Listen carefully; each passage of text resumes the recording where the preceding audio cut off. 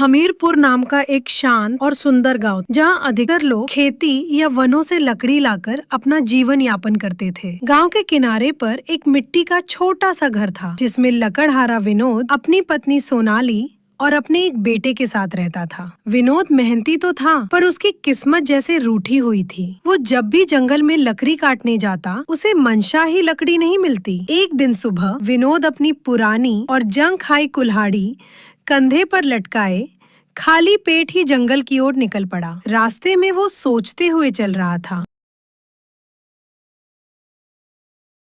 आज थोड़ा जल्दी निकला हूँ, शायद आज अच्छी लकड़ियाँ मिल जाएं। बहुत दिनों से खाली हाथ ही लौट रहा हूँ। अब बच्चों की आंखों में जो उम्मीद देखता हूँ वो दिल को कचोटती है। जंगल में पहुंचकर विनोद इधर उधर भटकता रहा। कभी किसी सूखे पेड़ के पास जाता तो कभी किसी झाड़ झंखाड़ के बीच में घुस जाता, लेकिन हर जगह वही हार। या तो लकड़ियां गीली थी या पहले से कोई काट चुका था। उसे आज भी कोई अच्छी लकड़ी नहीं मिलती है। वो थक हार कर खाली हाथी घर की तरफ लौटने लगा। सामने से गोविंद लकड़हारा आता दिखा। उसके सिर पर लकड़ियों का बड़ा गट्ठर था और चेहरे पर सुंदर की मुस्कान। सुंदर विनोद को खाली हाथ ही लौटते देख बोला, अरे विनोद भैया, फिर से खाली हाथ। तुम तो अब जंगल में आने का टाइम टेबल ही बना लो। देर से आना और खाली हाथ लौट जाना। तुम्हें तो आदत हो गई है खाली हाथ जाने की। क्या करूँ सुंदर भैया, मन चाही अच्छी लकड़ी ही नहीं मिलती। मैं जंगल आता हूँ उससे पहले ही लोग अच्छी लकड़ियाँ काट कर ले जाते हैं। जंगल किसी के बाप का थोड़ी ना है। जो पहले आए वो ज्यादा पाते हैं। तुम तो रोज देर से आते हो, फिर शिकायत कैसी? इतना कहकर सुंदर हंसता हुआ आगे बढ़ गया। विनोद चुपचाप अपने घर लौटने लगा। घर पर विनोद की पत्नी सोनाली और उसका बेटा बाहर खड़े उसकी राह देख रहे थे। अरे आ गए आप? ओह, आज फिर से खाली हाथ लौट आए। इसका मतलब आज फिर से कुछ नहीं मिला। ऐसे कैसे काम चलेगा? क्या करूं भाग्यवान, ना लकड़ियां मिली ना उम्मीद। एक भी ऐसा पेड़ नहीं मिला जिसकी मैं लकड़ियां काट सकूं। जंगल भी अब जैसे मेरा साथ छोड़ चुका है। मैं तो सोच रही थी कि आप लकड़ी बेचकर कुछ पैसे लाएंगे और आज रात हम भरपेट खाना खा पाएंगे। अब घर में राशन भी खत्म होने को है। मैं क्या करूं सोनाली, रोज तो मेहनत करता हूं मगर नसीब भी साथ नहीं देता। बाकी सभी लकड़हारों को लकड़ी मिलती है, सभी अच्छे पैसे कमा रहे हैं। एक मेरी ही किस्मत फूटी हुई है। इसके बाद घर में जितना थोड़ा राशन था, वे लोग वही खाना खाकर सो जाते हैं।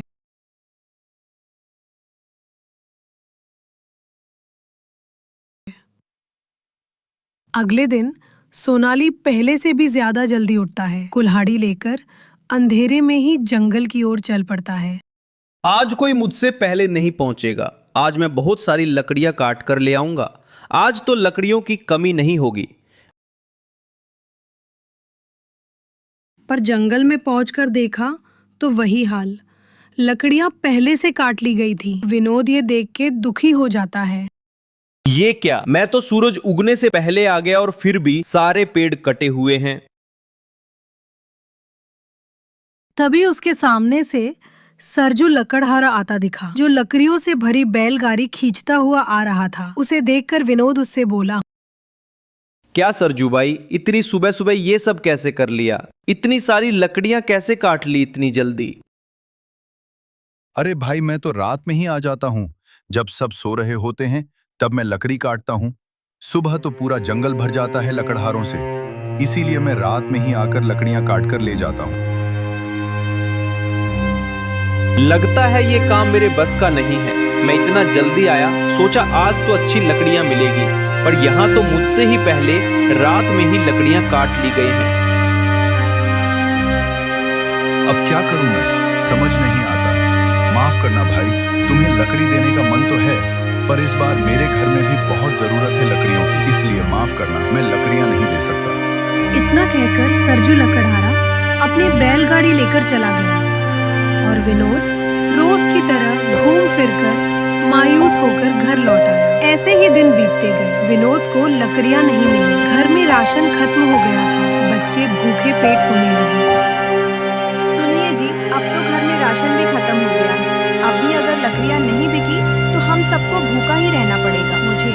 अब कोई ना कोई रास्ता निकालना ही होगा। ऐसे हाथ पर हाथ रखकर नहीं बैठ सकते, वरना हम सब भूखे मर जाएंगे।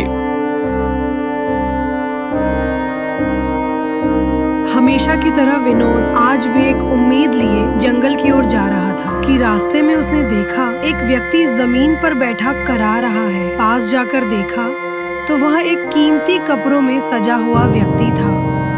उसे देखकर विनोद बोला, मुखिया जी, आपको क्या हुआ? आप ऐसे क्यों करा रहे हैं? अरे भाई, मेरी मदद करो।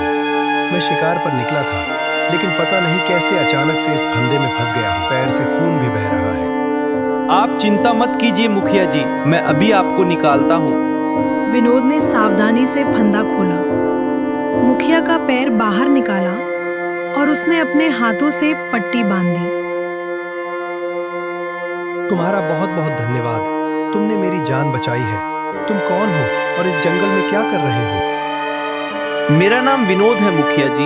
मैं हमीरपुर का एक लकड़हारा हूँ। रोज इस जंगल में लकड़ियाँ काटने आता हूँ। फिर विनोद अपनी सारी बात मुखिया जी को बताता है। विनोद, तुमने मेरी जान बचाई है, इसलिए आज से उत्तर दिशा का मेरा जंगल केवल तुम्हारे लिए आरक्षित है। वहां अब तुम्हारे सिवा कोई और लकड़ी नहीं काटेगा। मुखिया जी की ये बात सुनकर विनोद बहुत खुश हो जाता है। आपका बहुत बहुत आभार मुखिया जी। आपने मुझ जैसे गरीब की जिंदगी बदल दी। मैं इतने दिनों से काफी परेशान था। आज अगर आप नहीं मिलते तो हमारे पूरे परिवार को भूखा ही सोना पड़ता। मुखिया जी द्वारा दिया गया जंगल विनोद के लिए किसी वरदान से कम नहीं था। अगले दिन वह बड़े ही विश्वास और जोश के साथ उस विशेष जंगल में पहुंचा, जिसे अब सिर्फ उसके लिए आरक्षित किया गया था। अरे वाह, कितना सुंदर और शांत जंगल है। चारों ओर ऊंचे, मजबूत और सीधे खड़े पेड़। इनसे तो खूब लकड़ी मिलेगी। भगवान का लाख लाख शुक्र है, आज हमें खाली पेट नहीं सोना पड़ेगा। चलो अभी जल्दी से लकड़ियां काट लेता हूँ। विनोद ने एक मजबूत पेड़ के तने पर कुल्हाड़ी चलाई, लेकिन पेड़ पर कोई असर नहीं हुआ, जिसे देख विनोद दंग रह गया। अरे ये क्या, मैंने तो आज ही कुल्हाड़ी की धार तेज की थी, फिर भी पेड़ पर कोई असर नहीं हो रहा। विनोद ने फिर से कुल्हाड़ी चलाई, पर पेड़ पर कोई असर नहीं हुआ। उसने दूसरे पेड़ पर कोशिश की, फिर तीसरे पर हर जगह वही हाल। पेड़ पर कोई असर नहीं हो रहा था। विनोद को घबराहट होने लगी। ये क्या, एक भी पेड़ पर कुल्हाड़ी का कोई असर नहीं हो रहा। कहीं मुखिया जी ने मुझे कोई बंजर जंगल तो नहीं दे दिया। अब क्या होगा? बच्चों के लिए यही तो उम्मीद जागी थी। तभी पीछे से एक मधुर और शांत स्वर आया। पुत्र, वो पेड़ ऐसे नहीं कटेगा। प्रणाम बाबा, आप कौन हैं और ये पेड़ कैसे कटेगा फिर? मैं इस वन का रक्षक हूँ, तपोवन बाबा। ये जंगल कोई साधारण जंगल नहीं, इसकी रक्षा वर्षों से मैं कर रहा हूँ। परंतु बाबा, इस जंगल से लकड़ियां काटने का अधिकार मुझे मुखिया जी ने दिया है। मुझे लकड़ी काटनी है, मेरा परिवार भूखा है। फिर विनोद ने उन्हें अपनी पूरी व्यथा सुना दी। गरीबी, बच्चों की भूख, दूसरों का ताना और अब उम्मीद का अंतिम सहारा। तपोवन बाबा ने एक गहरी सांस ली और बोले, तुम सच्चे और मेहनती लगते हो पुत्र, इसलिए मैं इस वन को तुम्हारे लिए खोलता हूँ। पर एक शर्त। बेटा, तुम केवल उतनी ही लकड़ी काटोगे जितनी जरूरत हो, और जब कोई जरूरतमंद मिले तो उसकी मदद अवश्य करोगे। अगर तुमने लोभ किया या पेड़ों का दोहन किया तो ये जंगल फिर से बंद हो जाएगा। बिल्कुल बाबा, मैं वचन देता हूँ कि मैं जरूरत से अधिक लकड़ियाँ कभी नहीं काटूंगा और जरूरतमंद की मदद भी करूंगा। विनोद ने उस दिन जरूरत भर की लकड़ी काटी, बाजार में बेची और पहले दिन ही उसे दुगने पैसे मिले। घर पहुंचते ही उसने आटा, चावल, दाल, सब्जी, मिठाई, बच्चों के लिए गुड़ और शालिनी के लिए एक नई साड़ी ली। लो शालिनी, आज तुम्हारे और बच्चों के लिए सब लाया हूँ। आज पूरा बाजार ही खरीद लाया हूँ। हे भगवान, क्या यह वही विनोद है जो कल तक खाली हाथ लौट रहे थे? लगता है कोई चमत्कार हो गया है। इतने सारे पैसे कहाँ से आए तुम्हारे पास? चमत्कार नहीं, भाग्यवान। ये एक सच्चे मुखिया जी और एक बाबा की कृपा है जो हम पर हुई है। फिर विनोद ने शालिनी को सारी बात विस्तार से बताई, मुखिया जी से लेकर तपोवन बाबा तक। कुछ दिनों तक विनोद लकड़ियां काटता रहा और अच्छी कमाई करता रहा। एक दिन उसने विचार किया, अगर मैं इन लकड़ियों को जलाकर कोयला बनाऊं तो दाम और अधिक मिलेगा। बाजार में कोयले की भारी मांग है जिससे मुझे अच्छा मुनाफा होगा। और फिर क्या था, विनोद ने अगले ही दिन से ये प्रयोग शुरू कर दिया। लकड़ियों को सही तरीके से सुलगाकर उनका कोयला तैयार करने लगा। धीरे धीरे उसका कोयला बहुत प्रसिद्ध हो गया। गांव के व्यापारियों में उसके कोयले की चर्चा होने लगी। विनोद भैया का कोयला आसपास में सबसे बढ़िया, धुआं कम और गर्मी ज्यादा देता है। हाँ भैया, उनके कोयले का कोई मुकाबला नहीं। पता नहीं वो इतनी अच्छी लकड़ियां कहाँ से लाते हैं और उनका कोयला इतना अच्छा होता है। देखा शालिनी, अब लोग मेरे नाम से कोयला खरीदते हैं। मेरा कोयला बनाने का विचार कितना सही साबित हुआ। हाँ, सच कहा आपने। अगर इसी प्रकार से चलता रहा तो हम थोड़े ही दिनों में बहुत पैसे वाले हो जाएंगे। कुछ ही महीनों में विनोद ने अच्छा धन जोड़ लिया। उसने अपनी मिट्टी के घर को तोड़कर पक्के ईंटों वाला 2 मंजिला मकान बना लिया। पर टीन की छत, अंदर पानी का हैंडपंप और बाहर लकड़ियों का बड़ा स्टोर। अरे ये वही विनोद है ना जिसका लोग मजाक उड़ाते थे। अब देखो तो सही, इसने तो कोठी बना ली है। भाई, ये इसकी मेहनत और समझदारी का नतीजा है। इसने इसके लिए बहुत मेहनत की है। इस प्रकार से पूरे गांव में विनोद की चर्चा होने लगी। एक दिन अचानक गांव में जोरदार बारिश शुरू हो गई। लगातार कई दिन बारिश होती रही। सारे लकड़हारों की लकड़ियां भीग गईं। जंगल में सारे पेड़ भी पानी से लटपट हो चुके थे। अब क्या करें? सारी लकड़ियां तो गीली हो गईं। अब इन्हें बेच भी नहीं सकते और इन्हें खरीदेगा भी कौन? उस विनोद के पास तो सूखी लकड़ियों का भंडार है, वही हमारी मदद कर सकता है। चलो चलो, फिर विनोद के पास ही चलते हैं, शायद वो हमारी कुछ मदद कर दे। इसके बाद वे सब विनोद के घर पहुंचे। विनोद भैया, हम बड़ी मुश्किल में हैं। हमारी सारी लकड़ियां भीग गई हैं और जंगल में भी पानी भरा पड़ा है। थोड़ा लकड़ी दे दो ताकि हम भी बाजार में बेच सकें। अच्छा, अब याद आए, जब मैं दर दर भटक रहा था, मुझे जब खाली हाथ लौटना पड़ता था, तब तुम ही हंसते थे ना। और अब आप लोगों को मुझसे मदद चाहिए। चले जाओ यहाँ से, नहीं दूंगा एक टहनी भी। निकलो यहाँ से। वे सब निराश होकर लौट गए।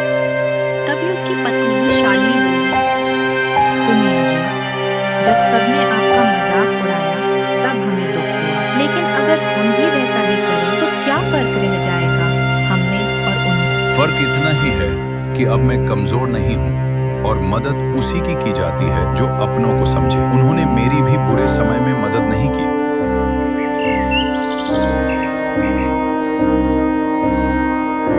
अब रुपेश दिन रात लकड़ी काटने और कोयला बनाने में लग गया। उसे पैसे की इतनी आदत हो गई कि वो जरूरत से ज्यादा पेड़ काटने लगा। जंगल में अब गिनती के पेड़ रह गए थे।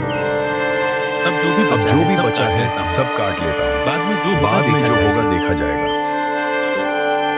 एक दिन बारिश की वजह से कुछ लकड़ियां गीली रह गई। रुपेश ने सोचा विनोद ने कोयला सोचा नहीं बना, कि कोयला नहीं लकड़ी ही बना बेच तो दो। लकड़ी ही बेच वह दो। लकड़ियां लेकर बाजार वो चला लकड़ियां गया। लेकर बाजार में एक बुजुर्ग व्यापारी आया। वो दुर्लभ वस्तुओं का ज्ञानी था। वो विनोद के पास आकर बोला, भैया बेटा, यह लकड़ियां कितने की है? जो आप उचित समझो दे देना। वैसे भी ये गीली है, इनका कोयला नहीं बन सकता, इसीलिए मैं इन्हें यहाँ ले आया। बुजुर्ग व्यापारी ने एक इतना लकड़ी कहकर को बुजुर्ग उठाया व्यापारी और चला उसे गया। सूंघने लगा। विनोद सिर सूंघते पकड़कर ही बैठ सुंदरलाल चौंक पड़ा। अरे ये तो चंदन है और तुम इसे जलाकर कोयला बना रहे थे। मूर्ख आदमी। ये आप क्या कह रहे हैं? क्या ये चंदन था? हाँ, यह सुगंधित चंदन है। इसका मूल्य हजारों में होता है और तुम इसे राख बना रहे हो। इसे राख बना रहे तुमसे बड़ा मूर्ख मैंने आज तक नहीं तुमसे बड़ा मूर्ख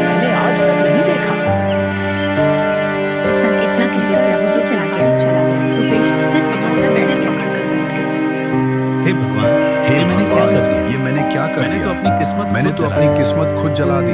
तभी पीछे से तभी पीछे से आवाज आई वही जो रहस्यमयी उस दिन आवाज जंगल में आई आई थी। जो उस दिन उसने जंगल में देखा आई थी। तो उसके सामने उसने तपोवन देखा बाबा खड़े थे। तो उसके सामने तपोवन बाबा मैंने खड़े पहले ही थे। कहा था तुमसे, मैंने पहले ही कहा था जरूरत से ज्यादा मत तुमसे काटो जरूरत से ज्यादा और मत दूसरों काटो की मदद करो। और दूसरों की मदद पर करो। तुम लोभी बन गए, पर तुम लोभी बन गए, दूसरों को दूसरों को तिरस्कृत तिरस्कृत किया। किया। अब देखो वो वो चंदन जो तुम्हें जो लखपति तुम्हें बना लखपति सकता बना था, सकता था, तुमने उसे राख तुमने में उसे बदल राख दिया। में बदल दिया। बाबा मुझसे बहुत मुझसे बड़ी गलती हो गई। मैं अपने लालच में सब भूल गया। मुझे ज्यादा पैसों का लालच पड़ गया था। अब तुम्हारे लिए अब वो तुम्हारे जंगल भी लिए वो बंद हो जंगल गया भी है, बंद हो गया है। पेड़ पेड़ खत्म, खत्म, सौभाग्य समाप्त। अब तुम कभी उस जंगल से लकड़ियां नहीं काट पाओगे। इतना कहकर तपोवन बाबा इतना वहां से कहकर चले गए। तपोवन बाबा वहां से चले गए। रुपेश विनोद घंटों तक उसी जगह बैठा जहाँ रहा, वो कभी जहाँ पूरे वो कभी विश्वास के पूरे साथ पेड़ विश्वास काटा के करता साथ था। पेड़ अब काटा वहाँ न करता कोई था। पेड़ बचा था, अब वहाँ उम्मीद। न कोई पेड़ बचा था न मैंने उम्मीद। कितना बड़ा पाप मैंने कर दिया। कितना बड़ा पाप कर चंदन दिया। को जलाकर राख चंदन बना को दिया। जलाकर राख वो जो बना भगवान दिया। का दिया एक वरदान वो जो था, भगवान का दिया उसे एक अपने वरदान लालच से था, खत्म कर दिया। उसे अपने लालच से खत्म कर मेरी दिया। बुद्धि मारी गई थी, मेरी जो बुद्धि इतनी मारी महंगी गई लकड़ी को थी, जलाकर जो राख कर इतनी दिया। महंगी लकड़ी को जलाकर राख कर दिया। हाँ। रुपेश उदास विनोद मन से उदास घर मन लौटा। से घर लौटा। उसके चेहरे से उसके चेहरे से साफ झलक कुछ रहा था बहुत बड़ा खो कि चुका कुछ है। बहुत बड़ा खो चुका है। क्या हुआ? क्या हुआ? आप इतने थके आप हुए इतने और थके उदास हुए क्यों लग रहे और हैं? उदास कोई क्यों लग रहे परेशानी हैं? है क्या? कोई परेशानी है रुपेश क्या? ने धीरे धीरे विनोद सारी ने बात धीरे रूपाली को धीरे बताई। सारी बात चंदन की शादी को पहचान, बताई। बुजुर्ग चंदन व्यापारी की की बात पहचान, और तपोवन बुजुर्ग बाबा की व्यापारी की डांट। बात और तपोवन बाबा आपने गलती की, पर आपने गलती की, पर गलती तो हर इंसान से हो सकती है। इसका मतलब ये नहीं कि जीवन खत्म हो गया। इसमें चिंता करने की कोई बात नहीं है। पर मैं अपने लालच में अंधा हो गया था। रूपाली, शालिनी जो मदद मांगने आए उन्हें अपशब्द कहे। जब मुझे जरूरत थी तब सबने ताना मारा। लेकिन क्या मैं उनसे अलग था? अगर आप अब भी कुछ अगर अच्छा आप अब करना भी चाहें, कुछ तो अच्छा अभी करना भी समय चाहें, है। तो अभी हो भी सकता समय है है। जंगल ना रहे, हो पर सकता सेवा है का जंगल रास्ता ना अब भी रहे, खुला है। पर सेवा का रास्ता अब भी खुला है। अगले दिन अगले दिन रुपेश ने अपना विनोद ने अपना पुराना और गट्ठर गांव की और गली में कुल्हाड़ी घूमने लगा। उठाई और गांव की गली वो हर में उस घूमने लगा। लकड़हारे के पास गया वो हर जिसे उस उसने पहले लकड़हारे मना के कर पास दिया था। गया जिसे उसने पहले गोविंद मना भाई, कर मंगल दिया। भाई, मैं आप सूरज सबसे भाई, माफी मांगने शनि आया हूं। भाई, मैं जब आप आप सबसे सबको मेरी माफी जरूरत मांगने थी, आया हूँ। तब जब मैंने आप मुंह सबको मोड़ मेरी लिया। जरूरत थी मुझे माफ कर तब दो। मैंने मुंह मोड़ मुझसे लिया। बहुत बड़ी गलती मुझे हो गई। माफ कर दो। मुझसे बहुत बड़ी गलती हो गई। आप क्यों माफी अरे मांग रहे नहीं हैं? विनोद भैया, अब तो आप क्यों बहुत माफी बड़े मांग आदमी हो रहे चुके हैं? हो। अब तो आप आपके आगे बहुत कुछ भी बड़े नहीं। आदमी हो चुके हो। हम तो आपके नहीं आगे होगा। कुछ भी नहीं। मैं अब वही हूँ जो नहीं पहले था। सूरज, मैं एक अब वही गरीब हूँ जो लकड़हारा। पहले था। बस एक फर्क ये है गरीब कि मैंने अपने लकड़हारा। घमंड और लालच से बस अपना फर्क भाग्य ये जला है डाला। कि मैंने अपने अब मैं घमंड चाहता और हूं कि मैं लालच फिर से से इंसान अपना बन सकूं। भाग्य जला डाला। मददगार अब मैं इंसान। चाहता हूँ कि मैं फिर से इंसान बन यह सकूं। सुनकर मददगार सबकी इंसान। आंखें